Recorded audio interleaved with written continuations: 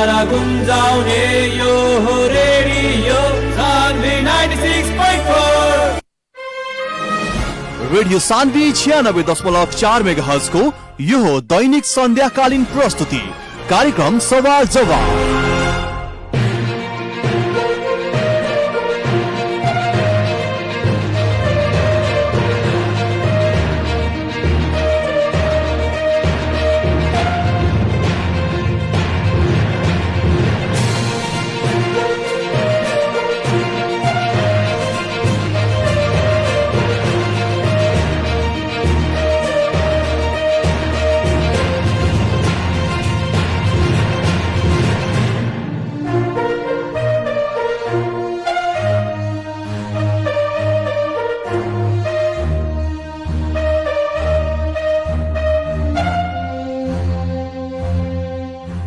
नमस्कार, हार्दिक स्वागत बा रेडियो सान्वी 96.4 मेगाहर्ट्ज के प्रस्तुति कार्यक्रम सवाल जवाब में। कार्यक्रम सवाल जवाब के साथ उपस्थित हो चुकल बानी हम कार्यक्रम प्रस्तोता मुकलेश गदी। सीधा बात, प्रश्न विचार, आम जनता के प्रतिनिधिमूलक आवाज कार्यक्रम सवाल जवाब मार्फत देश के समसामयिक राजनीतिक घटनाक्रम, विकास निर्माण, शिक्षा, स्वास्थ्य, कृषि, रोजगारी लगायत आम जनता से सरोकार राखे वाला हरेक समय सान्दर्भिक विषय पर बहस और छलफल करने सन। आदरणीय जनसमुदाय, कार्यक्रम सवाल जवाब के आज के बहस और छलफल खास करके अभी नवनिर्वाचित जनप्रतिनिधि लोग, जो स्थानीय सरकार प्रमुख लोग बा, अपन अपन पालिका के नीति तथा कार्यक्रम आगामी आर्थिक वर्ष 79 और 80 के खातिर नीति तथा कार्यक्रम और बजट बनाओ के तरखर में बालो। गृह कार्य शुरू हो चुकल बाटे। असार 15 गते तक कानूनी व्यवस्था बा कि असार 15 गते तक स्थानीय तो के जितना भी स्थानीय तह बा 753 गो स्थानीय तह अपन अपन आगामी वर्ष के नीति तथा कार्यक्रम और बजट प्रस्तुत करेंगे। आज हमनी के खास करके 12 जिला के महागढ़ीमाई नगर पालिका के नगर प्रमुख, जे चर्चित नगर प्रमुख विगत में भी नाम चर्चा में रहे, आज के दिन में भी देखल जाए तो वहां दूसर का कार्यकाल खातिर निर्वाचित भइल बानी उपेंद्र प्रसाद यादव, यानी कि ओपन शॉर्टकट में नाम प्रचलित बाटे। आज वह सामने के विशेष सवाल जवाब हुई और सबसे पहले कार्यक्रम सवाल जवाब के आज के बहस में स्वागत करे के चाहे महागढ़ीमाई नगर पालिका के नगर प्रमुख उपेंद्र यादव जी। उपेंद्र सर, स्वागत बा कार्यक्रम सवाल जवाब में। जी जी धन्यवाद। का हाल खबर बाटे? जी जी ठीक है बा, हमनी के यहाँ अवस्था ठीक बा जी। अब जैसे कि अपने दूसरका कार्यकाल के खातिर निर्वाचित नगर प्रमुख बानी, पहिलका कार्यकाल में बहुत अपने के नाम चर्चा में रहल, बहुत हिसाब से चर्चा में आईने। अब की बार कौना हिसाब से आगाड़ी बढ़े के सोच बनैले बानी, का एजेंडा बा राउर, और खास करके अभी हरेक पालिका अपन अपन पालिका के आर्थिक वर्ष 79 और 80 के नीति तथा कार्यक्रम और बजट लियाओ में व्यस्त बा, अपने लगन का कर रहल बानी? जी जी, और देश के संविधान अंतर्गत जी चिंता के सरकार ये अपन अपन नीति कार्यक्रम बजट तर्जुमा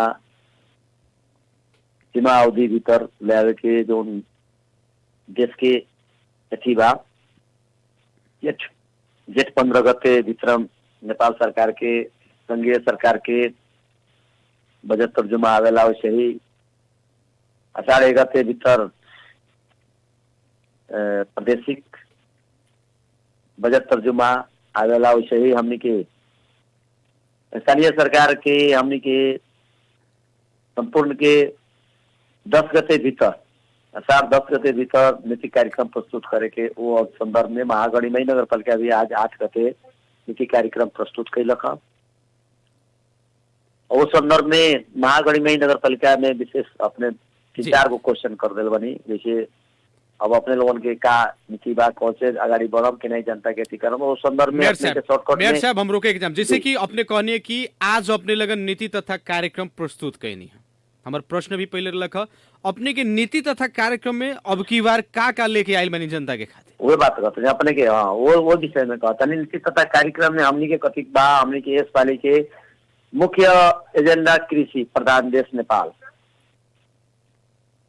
शिक्षा, स्वास्थ्य, कृषि में हमनी के गरीब तबका के लोग कैसे, साना किसान कैसे आर्थिक उन्नति होकर ज्यादा अगाडि हुई, घर घर में खेत खेत में कैसे पानी पहुंची, किसान के आर्थिक उन्नति कैसे हुई, वैज्ञानिक ढंग के कृषि उत्पादन कैसे बढ़ी, वो संदर्भ में महागढ़ी में नगर पालिका कृषि में विशेष जोर देले बा। काहे कि शिक्षा से जो कृषि बा, मान ली गरीब तबका के लोग बच्चा सब के खेत में बैठा देवेला, आमदनी के स्रोत कम रहेला तो काम करावेला, तो ओकरा आमदनी के स्रोत अगर बढ़ी तो अपन बच्चा के पढ़ावे भेजी स्कूल में, तब जाके घर घर में शिक्षा बढ़ी। ये संदर्भ में हमनी के महागढ़ी में नगर पालिका ने हमनी के एक घर एक रोजगार सृजना करे के मतलब हमनी के लक्ष्य ले बा। महागढ़ी में नगर पालिका साथ ही कृषि में फोकस देवे के बा कि घर घर में आमदनी हो। हमनी के महागढ़ी में नगर पालिका में बड़का इंडस्ट्रीज एरिया नहीं के, बड़का व्यापारिक ठाव नहीं के, बड़का हाट बाजार भी नहीं के, जोर हमनी के यहाँ गढ़ी नहीं के मंदिर धार्मिक स्थल बा, उससे पहचान बा हमनी के नगर पालिका के, 12 जिला के भी पहचान बा, हमनी के नगर पालिका के पहचान बा। वो चलते हमनी के कृषि से लगाए शिक्षा, कृषि बाद में शिक्षा बाद में स्वास्थ्य हमनी के फोकस कैले बनी सब। हमनी के वो टाइप के हमनी का नीति कार्यक्रम में प्रस्तुति कैले बनी, जो हमनी के पूरे ओपन एथिर लखा, हमनी के खुला एथिर लगा 17 लखा, पूरे हमनी के जौन भी नीति कार्यक्रम प्रस्तुत भेल बा वो सब मतलब ऑनलाइन के माध्यम से सब संपूर्ण जनता के माध्यम में सुनाई देती हुई और सुनले हुई लोग। हमनी के जौन भी बा कार्यक्रम हमनी के नगर पालिका के वो टाइप के नगर पालिका और काम करी। विगत के दिन में विभिन्न किस्म के कमी कमजोरी के कटोलते हुए ओकरा के समीक्षा करते हुए अब हमनी के कैसे जाएगा परी जनता हमनी के दोहरा के फिर अपने कहिए कि अब की बार जैसे कि कृषि पर बेसी अपने के फोकस बाटे, पहिलका प्राथमिकता अपने के कृषि बाटे। हमनी कृषि प्रधान देश में बानी सन और अभी हमनी के जौना प्रदेश में बानी सन यहाँ 95% लोग कृषि पर ही आधारित बाटे। अपने के जौन पालिका के बात कर रहल बानी सन वहाँ भी ज्यादातर लोग खेती पाती पर आश्रित बाटे, किसाने लोग बाटे। लेकिन मेयर साहब अभी देखल जाए कृषक इतना परेशान, कृषक इतना कहीं ना कि मैंने चेपुआ में पड़ल केहू नहीं खे, ना समय पर खाद मिल सकता अपने के, ना समय पर बिया मिल सकता, ना समय पर यदि पानी नहीं खे पड़त ना रोपनी हो सकता, ना खेती पाती हो सकता। एकरा बारे में ठोस का सोच बा अपने के, का विजन बाटे बताओ के। एकरा किसान लोग ला कथी हमनी के लाल बनी सब जी, एगो तो हमनी के कृषि मीटर पूरे निःशुल्क कर दिया किसान लोग ला खेती पाती करेला। महागढ़ी में नगर पालिका पर पूरे महसूल हमनी के बेहोरी जी। दूसर का उन्नत जात की बीउ हमनी के 75% तक ले हमनी का डिस्काउंट देम सा, जैसे धान के बीउ माने हमनी के महागढ़ी में नगर पालिका धान मकई पॉकेट एरिया विशेष लोग मतलब समझे ना कि 90% लोग धान और मकई पर आधारित लोग बा। जी जी। तो वैसा बीउ हमनी के उन्नत जात के बीउ देम, ओमे भी सब्सिडी देम 75%। पानी के सुविधा ला हमनी के कृषि मीटर फ्री करम। दूसर का जितना भी सिंचाई के जगह बा ओकरा के मतलब हमनी के पहले से भी जीर्ण अवस्था जितना भी कुलो सर है ओकरा के हमनी के संपूर्ण कुलो से हमनी के संचालन में ला दिल बनी सब। जहाँ जहाँ कुलों के व्यवस्थापन नहीं के होता हमनी के विद्युतीकरण तारपोल के हमनी के व्यवस्थापन करम सके कि हमनी के किसान कुलों के यदि कहले बड़ी सब वो अनुसार के हमनी के विज्ञ लैब सब पॉकेट एरिया से हमनी के निर्धारण करम, माटो के परीक्षण कराएं, कौन एरिया में कौन बाली प्रस्ट हुई हम ये सपरी वैसे किसी के हमनी के किसान के बुझाक सब का अपने लोगों अपना हिसाब से खेती ना करी, ये माटी में हाई किस्म के खेती होने वाला बा ओकरा के हमनी के जोर देम सा और वो किसान के हमनी के प्राथमिकता देम सा। वो टाइप के हमनी के किसान लोग के कृषि में हमनी के वो टाइप के हमनी के ऐसी करम सा आधुनिक तरीका से खेती करे के पड़ल। हमर कहे के मतलब एक आदमी जी 2 कट्ठा 4 कट्ठा खेत 10 कट्ठा खेत में वो अपन मतलब पूरे साल भर के मतलब मेहनत वही में लगावेगा 10 कट्ठा में। तो उन व्यक्ति लोग के हमनी का कथी काम की अपने लोगन मतलब ओकरा के समूहगत खेती करी लोगन। अपने लोग समूहगत खेती करब तो एगो व्यक्ति अपन खेत रखवारी करे जाए में, बकरा से रखवारी करे जाए में, कोनो किस्म के रखवारी करे जाए में ओकरा टाइम उतने लगी। समूहगत खेती अगर कैला में 10 जना 20 जना 25 जना किसान मिल के एक एगो खेती करे के पड़त। ओकर बाजारीकरण करब हमनी का जगह पर हमके बाजारीकरण करब। तरकारी खेती करी तो ओकरा के व्यवस्थापन हमनी के करे के जिम्मेवारी नगर पालिका के बा। और हाट बाजार व्यवस्थापन से लेके मतलब कहाँ ओकर मतलब सामग्री बिक्री हुई, उचित मूल्य में के संग बिक्री वैसे काम करें सब। और बाद में साथे साथे हमनी का भंडारण के हमनी का धान के मकई के गेहूं के उचित मूल्य में किसान के ऐसी भंडारण हो वो हिसाब से खेती करब। सबसे मुख्य अभी किसान के सबसे मुख्य अपने के जो समस्या बा मल के बा जी सबसे मुख्य समस्या मल के बा। तो ओकरा ला हमनी के नेपाली सरकार के फर्टिलाइजर मशीन बैठावे के हम बहुत देर हमनी के घर के चले बनी सब हमनी के नेपाल सरकार के करे के चाहिए। फर्टिलाइजर मशीन लगावे के क्षमता नहीं के वो विदेशी मेरे कंपनी से के आग्रह कैले बा। ये अभी अपने लोगों की जानकारी कैले हम जनै चौकम की फर्टिलाइजर मशीन निजी कंपनी से के आह्वान भेल बा कि हमनी के नेपाल सरकार में फर्टिलाइजर मशीन बैठावे वाला के हमनी के इतना बरस तक ले हमनी के ओकरा से करना लेम छूट करम से कह के वैसन किस्म के थी बा। उ राज्य की सिंगो राज्य के व्यवस्थापन करे के बात बाकी अपन किसान के हमनी के कैसे मतलब यूरिया डीएपी मल हमनी के उपलब्ध कराए सके के मतलब राज्य के व्यवस्था मल खाद के हमनी के बात कर रहल बानी सन मेयर साहब। खास करके देखल जाई तो नेपाल सरकार के ही समस्या बाटे काहे कि अपना देश में उत्पादन नहीं खे, खाद बनावे नहीं खे सकत देश दूसरा देश से आयात कर रहल बाटे। एमे पालिका के जे भी स्थानीय सरकार प्रमुख लोगन बानी वहाँ लोग कहतानी कि हमनी के मल खाद के अभाव होके ना देम सन, एकर व्यवस्थापन करेम सन, समस्या ना आई। जवन एगो आम जनता में फैलावल जाता भ्रम ई समस्या समाधान होला। भरम बा जनता में जवन मल के हम स्टॉक करब सरकार ला नेपाल सरकार लग होई तब नु नेपाल के सिस्टम बा कि प्रत्येक पालिका के इतना बोरा खाद देवे के बा। तो वो जे नगर प्रमुख कहते कि हम स्टॉक करब त का चुरा के स्टॉक करी का तो कहाँ से समस्या के प्रमुख करी।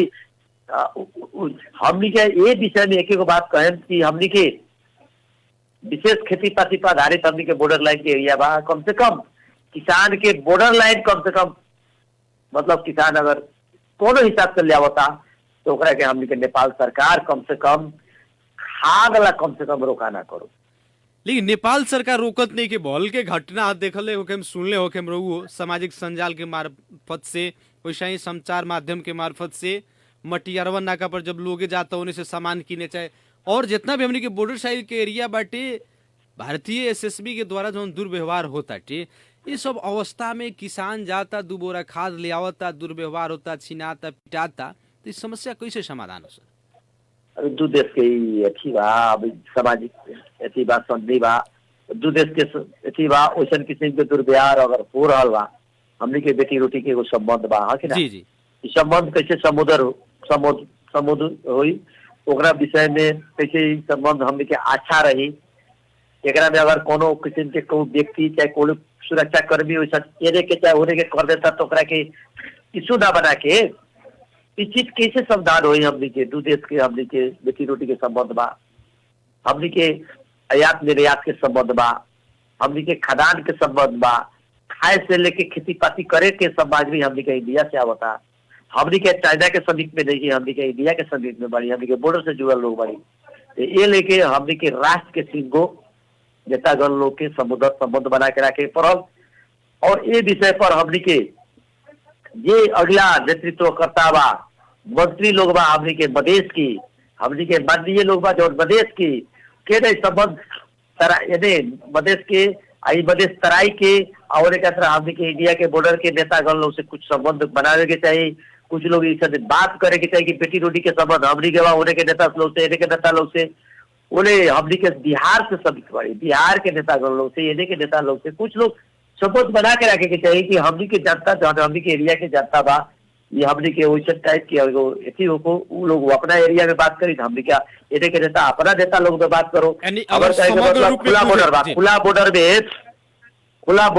खुला बॉर्डर में सरकार भी फ्री दिले बा। आज रक्सौल में जाके कोनो 2 किलो चीनी ले आवे तो 1 किलो चीनी ले आवे तो ओकरा ले आवे ना देता का ले आवे देता सब लेकिन चीज ले आवे देता जी, बहुत आ सारा खेती जगह करेला पर बाटे। खेती करला खाद ले आवल जाई तो ओकरा पिटल जाई गाड़ी दिया ई तभी उचित नहीं के जैसे हमरा महसूस होइता। लेकिन बहुत सारा जगह बहुत सारा ऐसा नाका बाटे जहाँ बहुत दिक्कत हो रहा बाटे, खास करके हमनी के बॉर्डर एरिया में रहे वाला व्यक्ति पूर्ण रूप से आश्रित भारतीय बाजार पर बा। बॉर्डर साइड के जितना भी लोग बा 75% से लेके अपने के 90% के हाराहारी में लोग उन्हीं से सामान आयात करेला ले आवेला, वो चाहे नून देखी सुन सम काहे ना होखो। रहल बात अब अपने एगो जौन दृढ़ संकल्प रखनी की किसान लोग के जौन समस्या बाटे अब की बार उस समस्या ना होके दियाई, बढ़िया बात बा। दोसर बात शिक्षा के प्राथमिकता में रखले बानी अपने दूसर का नंबर पर। अभी भी देखल जाए महागढ़ीमाई नगर पालिका के वर्तमान शैक्षिक अवस्था जौना हिसाब से गुणस्तर होके के चाहिए नहीं के होके सकल, सामुदायिक विद्यालय की अवस्था भी जौना हिसाब से होके के चाहिए वो हिसाब से सक्सेस नहीं के होके सकल। वहाँ भी बहुत सारा समस्या बाटे, भौतिक पूर्वाधार की समस्या बाटे, समय पर जैसे कि दीवा खाजा बाटे, दीवा खाजा में भी विद्यार्थी संख्या कुछ और, लिस्ट कुछ और, खाजा में भी बहुत सारा समस्या बा, दरबंदी के अभाव बाटे। इस सब के समस्या संबोधन करे के खातिर, शिक्षा के अवस्था के उठावे के खातिर, गुणस्तर बढ़ावे के खातिर का अब किरुआ बार अपने के नीति में अबे में शिक्षा के गुणस्तर महागढ़ी में 12 जिला में अच्छा के नहीं हुई कह के हमनी के अवसर किस्म के एगो कथी कहले बनी छ जी।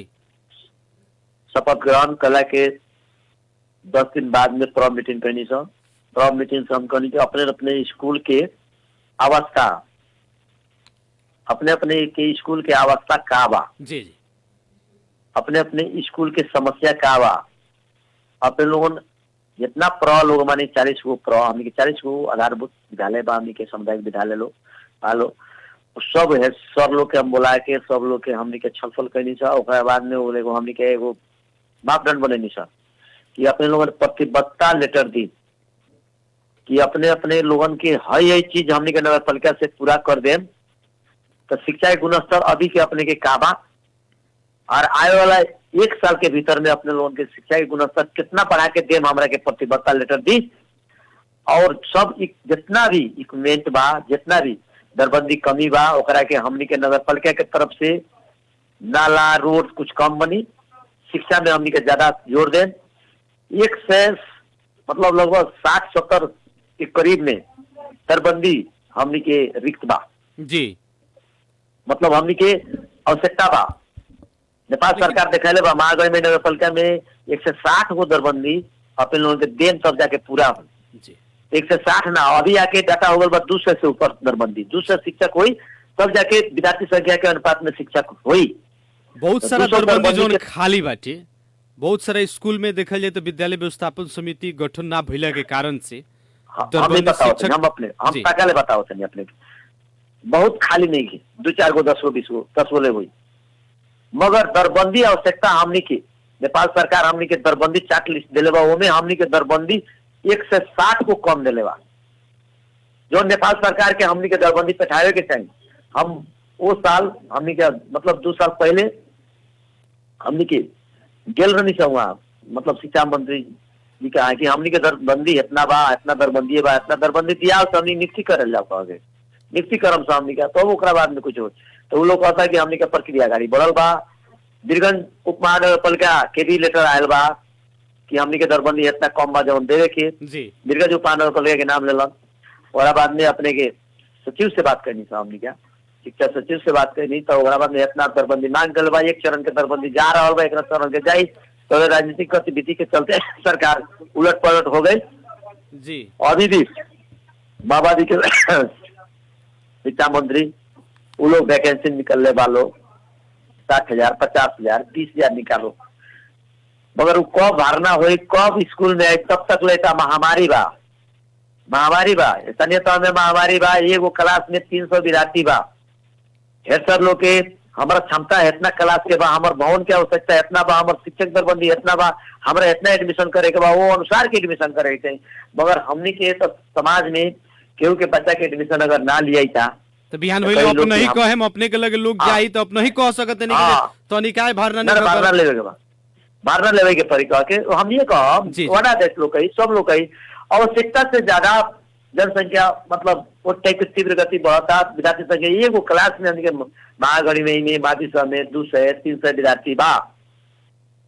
मनी महागढ़ी में के नमूना विद्यालय माधी यहाँ हमनी के प्राविधिक नमूना माधी हमनी के बरियापुर में अपने के सेक्शन छुटियावल जा रहा बा। जौने स्रोत बा साधन बा उस सब में हो रहा बा और मतलब स्कूल में हो रहा बा। जैसे गंज मणिपुर में काले घटना शिक्षक न छुटियाला के चलते विद्यार्थी आंदोलित में गए, वहां जाके प्रतिबद्धता भेल, सब लोग के एग्रीमेंट भेल कि यहाँ तुरंत से 7 दिन के भीतर जौन भी पैसा हुई विकास की पैसा हुई सबसे करके हमनी के निजी स्रोत से अगर 200 विद्यार्थी शिक्षक के हमनी के भरना करे के पड़ी तो हमनी के भरना करें। सब अनुदान रकम सब लोग सब विद्यालय में बैठावल जाये, सब लोग में सेक्शन छुटियावल जाये, सब क्लास के अथी करल जाये। इंग्लिश मीडियम के पढ़ाई करावे वाला काका इक्विपमेंट चाहिए, काका स्रोत चाहिए, साधन चाहिए, कैसा शिक्षक चाहिए, वो टाइप के हमनी के बात करी अपन लोग सब लोग उस टाइप के हमनी के हेड सर के मीटिंग में हमनी के सब लोग के वो लोग के कॉले बनी। अभी 7 दिन के टाइम दिया रहा, आज 10 दिन भेल पर लोग के वैसे किस्म के अभी प्रतिबद्धता लेटर नहीं किया क्या वो लोग के डर बा, कहीं ना कहीं डर बा वो लोग के, कहीं ना कहीं डर ये लोग है कि हम प्रतिबद्धता लेटर दें, मेयर साहब सब साधन स्रोत कर दिया, हम इतना पूरा अगर ना कर सकली तो ध्यान में कार्रवाई की भी मांग कर ले बनी। हमने के कार्रवाई करके अपने के हेडमास्टर से हमने क्या फ्रॉड से हमने क्या अपने लोगों के झाड़े सके एक तरह के अपने लोगों के डिमोशन कर सके ये भी बात कहले बनी। ये लेके उन लोग के कड़ा निर्देशन दिया बा शिक्षा के गुणस्तर बढ़ावे खातिर। अब महागढ़ी में नगर पालिका मतलब जनता जीतले बा, फेन दोहरा के हमने के दोहरा के बहुत मुखिया लोग जीतले बा, हमरा के जीतले बा, तो वो अपेक्षा रखले बा दोहरा के जीते वाला बहुत कम मुखिया लोग बा, चाहे नगर के प्रमुख लोग बहुत कम बाटे। ये रुआ लगन के एगो प्रबल चांस बाटे, विगत में सही कइले बानी ओकरे फल अब की बार तो कम से कम अच्छा करके दिखाओगे पर जी जी जी वो टाइप के हम पूरे मध्य प्रदेश में दरबंदी शिक्षक दरबंदी मिलान करे में हमार महागढ़ में नगर पालिका पहला बीरगंज से पहला जी दरबंदी मिलान में बीरगंज डायरेक्ट सरुआ कैलक मुदा पड़ल, हमने डायरेक्ट सरुआ न कैली, दरबंदी मिलान के प्रक्रिया द्वारा गई। नेपाल में तीसरा स्थान हमने के महागढ़ में नगर पालिका रहे जो शिक्षक दरबंदी मिलान कैलक विद्यार्थी संख्या के अनुपात में विषयगत शिक्षक से दरबंदी हमने के हर एक जगह मिलान कैली छ। ओमे नेपाल में तीसरा स्थान, मध्य प्रदेश में हमने के पहला स्थान महागढ़ी नहीं के बा। लेकिन एक और बात कहती है कि जवन अप्रीदाल के निर्णय इहो बा केहू शिक्षक जे वार्ड में बा, वार्ड में घर बा, वहां के शिक्षक उ ना रही, कम से कम वार्ड चेंज होए के पड़ल। वो टाइप के निर्णय भी हो चुकल बा और तुरंत हमनी के कार्यान्वयन में ले हम सब वार्ड के शिक्षक वार्ड में ना रहे, टोल के शिक्षक टोल में ना रहे। जी एक और बात कथी होता जवन दरबंदी अपने के पालिका के भीतर के अभी विद्यालय में 10-15 को कहनी है खाली बाटे, ओकरा के तो भर्ती करे के नियुक्ति करे के विद्यालय व्यवस्थापन समिति बाट, तो विद्यालय व्यवस्थापन समिति के मार्फत से नइखे तो गठन करा के काहे कि जितना दरबंदी खाली बा ओकर तो अनुदान सरकार साल के पठा देवेला, फ्रीज होके जा रहल बाटे, जा रहल बा। शिक्षक पद पूर्ति ना भइला के कारण से विद्यार्थी पर मार पड़ रहल बाटे, तो एकरा के संबोधन खातिर अपने के प्रयास का रही। ये भी अब चुनाव तुरंत अभी नेपाल सरकार जो चुनावी अभी के 2000 अपने के 79 के जो चुनाव भेला स्थानीय के जी, तो उस चुनाव में सब लोग चुनाव में अग्रसर लगा लोग, सब लोग चुनाव प्रक्रिया में चल गए। केहू विद्यालय व्यवस्थापन समिति गठन भेल ना भेल, सब लोग शिक्षक से लेके जनता से लेके अभिभावक से लेके सब लोग नेतागण लोग सब लोग चुनाव में लगा। ये बुलाए की बात नहीं की, सब लोग अपन अपन दल अपन दलीय व्यवस्था सब लोग अपन अपन जगह के अपन अपन भविष्य के सुनिश्चितता करे के फेर में रखा लोग। ये अथी में हम रही है 6 महीने से चुनावी मैदान में, ये लेके विद्यालय व्यवस्थापन समिति कोनो स्कूल में नहीं गठन हो सकल स्कूल में चुनावी प्रक्रिया से। अब नया कानून, नया शिक्षा ऐन, दुनिया जहान सब कुछ नया आइलू। तो जी। ओकरा हिसाब से अब नगर सभा के फेर में सारा अभी देश लागल बा। स्थानीय तह 753 नगर सभा के अथी में बा, ऐन कानून बनावे के धुन में बा, सब कुछ में बा। एकरा चलते थोड़ा सा तो जनता पर भार बा, जनता के बच्चा के भविष्य पर भार बा, मतलब वो टाइप के लेके वो चलते ढिलाई बा। सावन 10 गते के बाद ई संपूर्ण चीज बाधा अड़चन सब पूरा हुई। जितना भी रिक्त दरबंदी बा वो सभी भरना हुई। जितना भी आवश्यकता दरबंदी बा ओकर भी मांग करल जाई। जितना भी निजी स्रोत के शिक्षक राखे के पड़ी उतना भी करल जाई। जितना भी भौतिक संरचना के जरूरी पड़ी बनावे के वो भी हमनी के प्रयास करम कि सकबर भौतिक संरचना में थोड़ा टाइम लगेला, मगर सकबर हमनी के ज्यादा प्रयास रही। हमनी के बजटिंग नेपाल सरकार जो शिक्षा के बजटिंग करेला भौतिक निर्माण में, ओकरा में थप नगर पालिका भी कह के ओकरा के हमनी के कच्चा कोठा थपे के हमनी का प्रयास करें सब। और आए वाला दिन में 12 के एगो नमूना शिक्षा के गुणस्तर बढ़ावे खातिर महागणी में काम करल कह के एगो चिन्हावे के हम कोशिश करम जी। और में हम सफल होकम कह के भी हमरा पूर्ण विश्वास बा। स्वास्थ्य के भी थोड़ा हम चर्चा करे के चाहें। अंत में बानी सन स्वास्थ्य में अपने कहनी है कि स्वास्थ्य भी हमार प्राथमिकता में बाटे, लेकिन अभी देखल जाए गांव घर में बर्थिंग सेंटर सब खुलता, अस्पताल सब में बढ़िया बढ़िया दवाई किनाता, लेकिन फिर भी आम जनता के विश्वास उस सरकारी हॉस्पिटल पर नहीं जमत। जब भी इलाज करावे के होता तो प्राइवेट क्लिनिके में जाता, बच्चा पैदाइशी करावे के रहता तो सदर मुकाम में ही जाता। अपने के पालिका में बर्थिंग सेंटर के अवस्था का बाटे, स्वास्थ्य में अपने के प्राथमिकता बात तो स्वास्थ्य के सुधार के खातिर योजना का बाटे बताओ। सर्वप्रथम जनता 19 वर्ष जन निर्वाचित टीम मतलब पूरे देश रहा जी। नगरपालिका गाविस 19 वर्ष में बहुत जनता, बहुत लोग, सब लोग इस स्वास्थ्य चौकी, स्कूल, हर एक चीज पर विश्वास बहुत खो ले रहा। यहाँ हमने के भविष्य नहीं के कह के हमने बच्चा के भविष्य स्कूल में नहीं के, हमने के भविष्य अस्पताल में नहीं किए। मतलब विश्वास से खोल रहा अस्पताल ऊपर डॉक्टर लोग से सरकारी अस्पताल जानते मतलब सरकारी है तो इलाज नहीं करना हो कह के जनता के बरम पूरे 19 वर्ष में लगा। 19 वर्ष बाद में चुनाव भेल बा देश में, 19 बरस होखेला। ये लेके अब हमने क्या बहुत परिवर्तन कर बड़ी समागम में हमने क्या तो यहाँ तक ले लैब संचालन दो जगह निःशुल्क कर बड़ी जो 2000 तक ले मतलब चेकअप जो होकेला, लैब टेस्ट चेकअप होकेला, मतलब 2000 बराबर तक ले महिला गर्भवती से लेके खून पेशाब से लेके अपने के मतलब किडनी से लेके किडनी फंक्शन से लेके अपने के चीनी उनी से लेके सब मतलब फ्री चेकअप हमने के 2 जगह लैब टेस्टिंग बा। अपने के टाइफाइड बुखार से लेके हर एक चीज के मतलब वो में लैब टेस्ट होकेला जो पूरे निःशुल्क बा। लगभग 8-9 महीना से हमने के लगभग 10 महीना से हमने के पूरे फ्री टेस्ट एकदम पूरे फ्री निःशुल्क चेक जांच बा हमने के 2 जगह।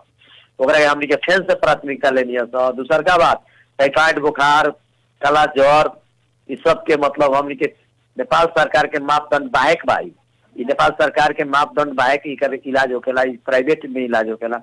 एकरा के सरकारीकरण करे के और हमने के फ्री निःशुल्क ओकर खोप देवे के, सुई लगावे के जो 14 गो इंजेक्शन लगेला फ्री जनता के सुई देवे के लगाए। एम्बुलेंस सेवा हमने के 28 बरस से हमने के निःशुल्क रहेला काठमांडू तक ले महागढ़ में नगरपालिका के जनता के खातिर, वो भी हमने के निःशुल्क अभी भी प्राथमिकता देवे के, एम्बुलेंस निःशुल्क चलावे के जनता के खातिर जी, वो भी हमने क्या प्राथमिकता में ले लिया। साथ ही 2 गो MBBS डॉक्टर के हमने के महागढ़ी में नगरपालिका में भरना करके और घूमती सेवा प्रत्येक वार्ड में घूमती सेवा फ्री चेकअप करावे के, ज्येष्ठ नागरिक के महिला के प्राथमिकता देते हुए पूरे घूमती सेवा हमने के मतलब पूरे निःशुल्क यति करावे के। मापदंड के अनुसार नेपाल सरकार के मापदंड अनुसार के जो औषधि आवेला ओकरा बाहे की औषधि भी हमने का मतलब जनता में बांटे के उपलब्ध करावे के।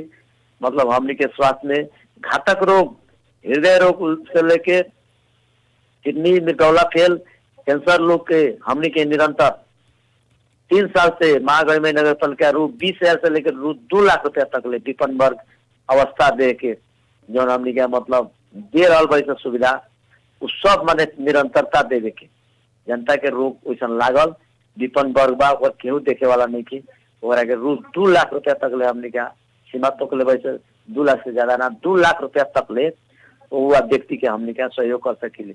ऐसा घातक रोग लाग जाए गरीब आदमी बा ओकर इलाज नहीं के ओकर इलाज कल्याण दीर्घ ना हो सकेला, काठमांडू हो सकेला, सदर मुकाम में हो सकेला, वैसा जगह हमने के वैसा रोगी लोग के हमने के 2 लाख रुपया तक ले नगर पालिका मतलब हमने के 2 साल से दे रहा बड़ी 3 साल से दे रहा बड़ी और निरंतर रखे के हमने के अभी घोषणा कैले बनी छ। स्वास्थ्य के 15 सैया के अस्पताल महागढ़ी नगर पालिका में जोन अभी मतलब वार्डा के विवाद के अनुसार है वार्ड में बनो हो वार्ड में बनो ओकरा के भी सहज हिसाब से हमने समझौता करके मगर तुरंत महागढ़ी नगर पालिका पीड़ित 15 सैया के अस्पताल बनाने के भी हमने क्या ओकरा के हमने घोषणा कैले बनी छ। जी नगर प्रमुख जी हमने के कार्यक्रम के अंत में बानी सन जाते जाते आम जनता आम नगरवासी लोग से महागढ़ी नगर पालिका के नगरवासी लोग से का कहे के चाहे? सर्वप्रथम महागढ़ी नगर पालिका के तमाम नगरवासी लोग से हमार हृदय से धन्यवाद बा।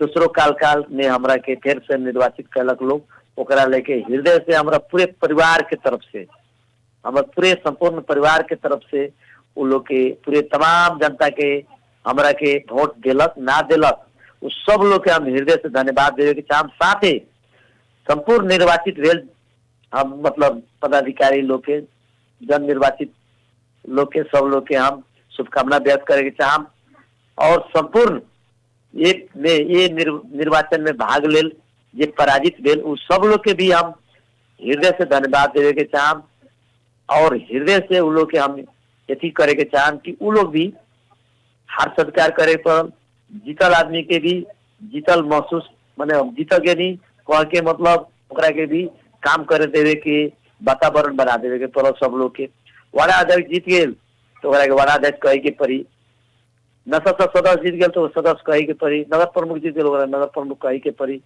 ओकरा के माने के पड़ल नेपाल सरकार के जो संविधान में उल्लेखित और वो अनुसार के निर्वाचन भेल ओकरा के सब लोग के स्वीकार करे पड़ल। जो निर्वाचन में के बेला कोनो किस्म के कितो मिटो भेल बा सब लोग के भुलाए के पड़ल और ई नेपाल सरकार के संविधान अनुसार के जो निर्वाचन भेल बा ओमे सब लोग के अथी करके स्वीकार करके गांव ठाव के विकास करे के पड़ल, सब लोग के शांतमय बनावे के पड़ल, सब लोग के बुझावे के पड़ल, सब लोग के अपने बुझे के पड़ल और बुझावे के पड़ल। सब हम मतलब अपन दलीय नेता लोग के भी हम अनुरोध करे के चाहम और आए वाला दिन में हम कैसे हार के नहीं चुनाव जी हम कैसे पटक पटक हार के नहीं चुनाव ओकर समीक्षा करे के पड़ल, जनता के दिल जीते के पड़ल, आओ तो दिन में कैसे चुनाव जीतम वो तरफ के वातावरण बनावे के पड़ल और ये हम कहते हुए चलिए बहुत बहुत धन्यवाद नगर प्रमुख जी। आदरणीय जनसमुदाय कार्यक्रम सवाल जवाब के आज के बहस और छलफल खास करके 12 जिला के महागढ़ी नगर पालिका के नगर प्रमुख उपेंद्र प्रसाद यादव यानी उपन यादव के नाम से वहां के विशेष रूप में जानल जाला। महागढ़ी नगर पालिका के खातिर वहां के दूसरका कार्यकाल के खातिर निर्वाचित भइल बानी। विगत में बहुत सारा काम कैनी फिर जनता चांस दिले बा। अब की बार भी कृषि स्वास्थ्य शिक्षा वहां के विशेष प्राथमिकता के क्षेत्र रहल बाटे और बहुत सारा योजना सब विशेष पैकेज सब कृषि शिक्षा स्वास्थ्य लगायत अन्य सेक्टर में भी बा कह के आज हमनी के महागढ़ी नगर पालिका के आवे वाला आर्थिक वर्ष 79 और 80 से का योजना बा लगायत विभिन्न विषय पर सवाल जवाब कैनी। आज के बहस और छलफल सुननी एक अपने लोग के बहुत बहुत धन्यवाद देवे के चाहे। विशेष धन्यवाद प्राविधिक मित्र सानू जी के देते हुए कार्यक्रम सवाल जवाब के आज के बहस और छलफल से हम कार्यक्रम प्रस्तोता मुकलेश गदी आज के खातिर विदा चाहत बनी। प्रणाम।